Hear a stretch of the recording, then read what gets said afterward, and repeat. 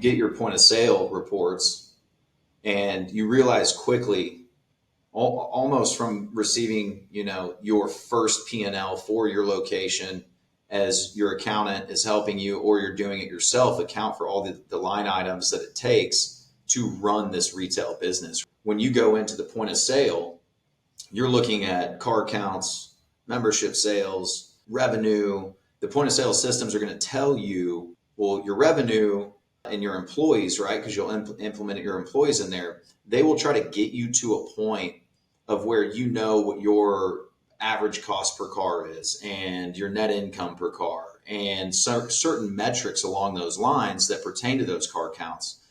But in actuality, when you go to the accounting system and you go to your P&Ls, right?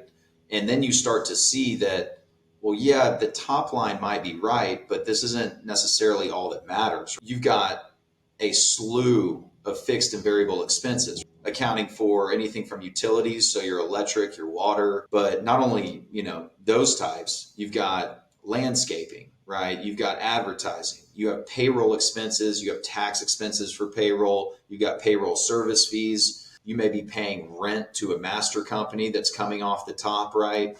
All the way down to office supplies. You also may have other softwares that you use. Not to mention, you're probably paying your bookkeeper. You tie all those in, then you quickly realize how fast that top line dwindles to the bottom line. It doesn't necessarily mean that you're operating in the red, but ultimately what you're trying to get to is a consistent basis of understanding that performance metric of cars washed, right?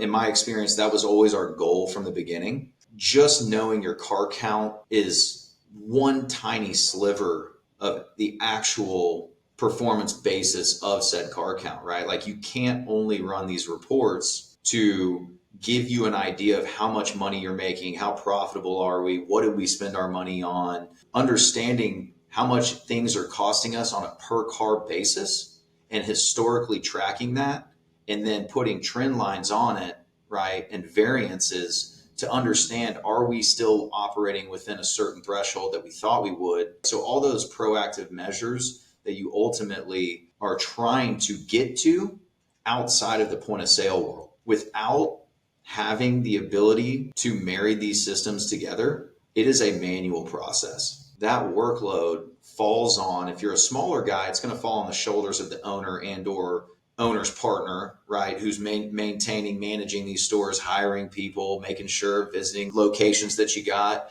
And then when you get into the larger scope of brands, they're usually tackling this by hiring people to specifically run reports all day and aggregate this data across these systems. Real-time info, right, that we know is not necessarily real time because it's trailing stagnant data from reports, to hopefully make decisions about what to do, ultimately affecting that customer experience to a certain extent.